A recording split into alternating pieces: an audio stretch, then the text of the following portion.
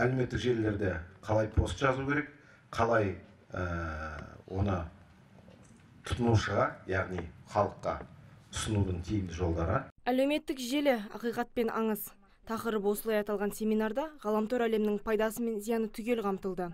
Бұқаралық ақпарат құралдары өкілдері мен блогерлер Қанат Әуесбайұлының дәрісін тыңдады. Тәжірибесімен бөліскен тележүргізуші әлеуметтік желінің қандай қару екенін айтып берді.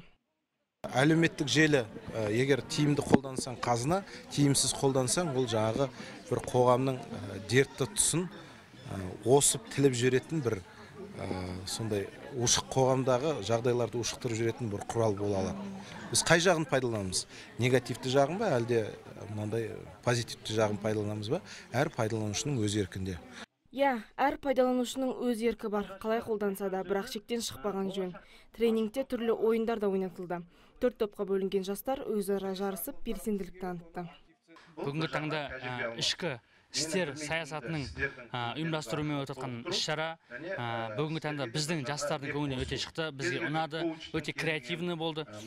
Прогресстік сұрақта, прогресстік әңгімелер болды, көп түйіндер алдық, көп нәрсе үйрендік деп ойлаймыз. Сонымен әлеуметтік желіде қалай танымал болуға болады? Бұл сұрақтың жауабын табу жастарға онша қиындық туғыза қоймады. Ең бастысы желіге жүктеген суретің сапалы және жариялаған мақалаң мен жазған тақырыбың елең еткізу керек. Сонда ғаламтордың жұлдызы болуың ғажап емес. Көпшілікке айтылған осындай ой-пікірдің соңында мемлекеттік қызметкерлерді де әлеуметтік желіге жақындату жайы сөз болды. Меруерт Мұратқызы, Мұрат Адинаев, Сұлтан Шекербеков, ТВК телеарнасы.